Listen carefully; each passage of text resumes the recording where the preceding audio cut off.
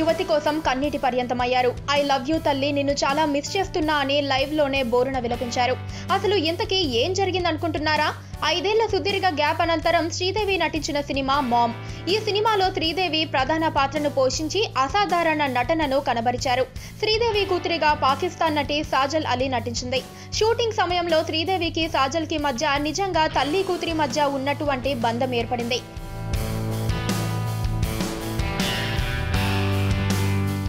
అనంతరం సినిమా ప్రమోషన్లో సాజల్ కొన్ని కారణాల వల్ల పాల్గొనలేదు.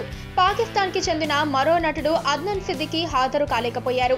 వారి లేమిని ఆమె జీర్ణించుకోలేకపోయారు. షూటింగ్ సమయాల్లో వారితో సన్నిహితంగా ఉన్న సందర్భాలను జ్ఞాపకం తెచ్చుకోగానే శ్రీదేవి కళ్ళ వెంట నీరు కారిపోయాయి.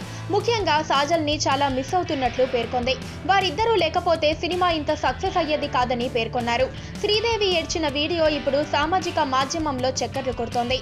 శ్రీదేవిని ఇదివరకెప్పుడూ ఇలా చూడని ఆమె అభిమానులు సైతం కలత చెందుతున్నారు.